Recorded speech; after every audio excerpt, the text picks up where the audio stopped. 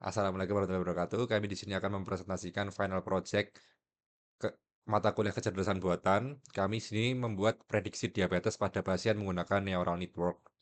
Dataset dari PIMA Indian Diabetes Database dari Kaggle. Perkenalkan, saya Ade Baragadawan Khairu dan teman saya Raka Danda Budianto dan Farhan Aziz. Untuk masalah yang diangkat, yang pertama ada deteksi dini. Diabetes dapat memicu komplikasi serius jantung, ginjal, kebutaan jika tidak dideteksi sejak dini. Yang kedua, diagnosis lambat.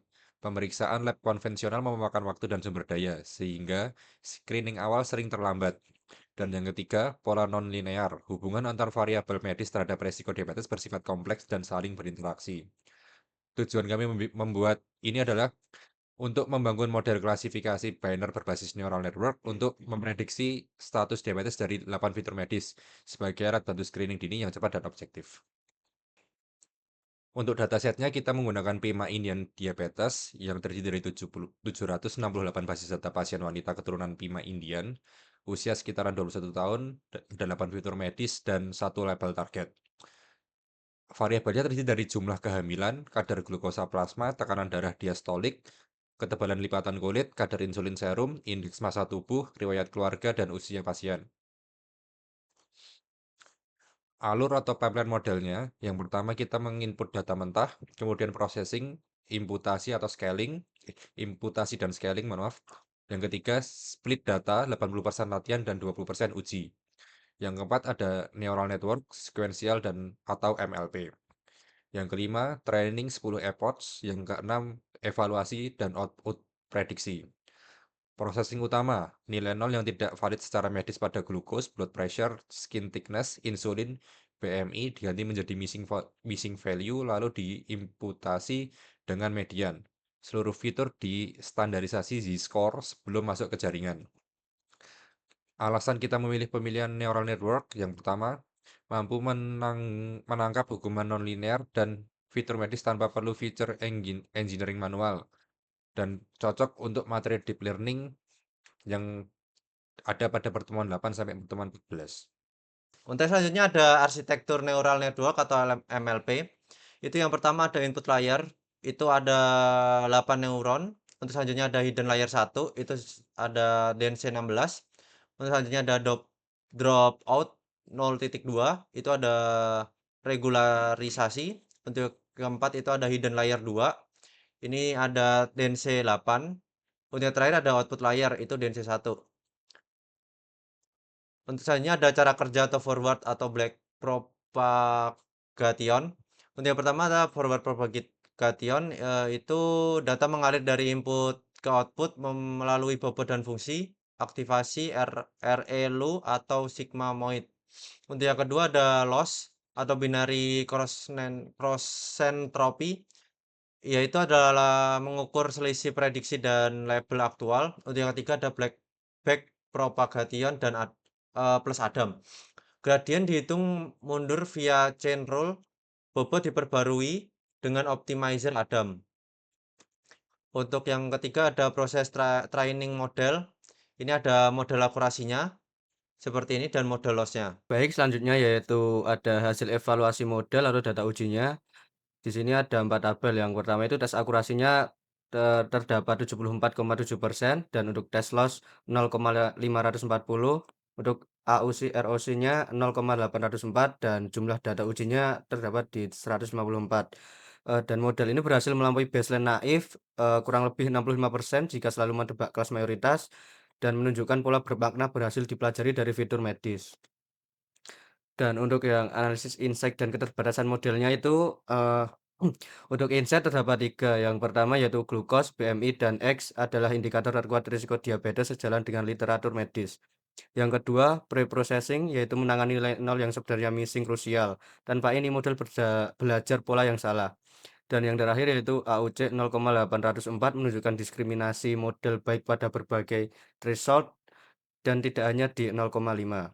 Dan untuk keterbatasannya juga ada 3. Yang pertama yaitu dataset kecil, terdapat 768 sampel yang sulit digeneralisasi ke populasi luar etnis PIMA Indian.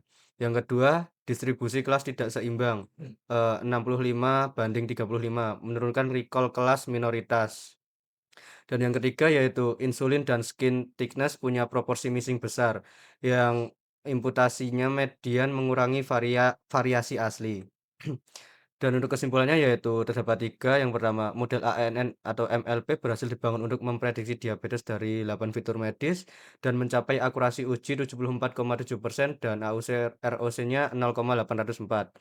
Dan untuk yang kedua, preprocessing yang tepat atau imputasi nilai tidak valid ditambah standarisasi yang terbukti penting terhadap performa modelnya. Dan yang terakhir yaitu model tidak overfitting berkat arsitektur ringkas dan dropout, namun performa pada kelas minoritas atau diabetesnya masih dapat ditingkatkan lewat SMODE atau class weighting pada pengembangan lanjutan. Ya, selanjutnya yaitu kita langsung ke Google Colab aja, yang di sini langsung load dataset. Jadi di sini kita memasukkan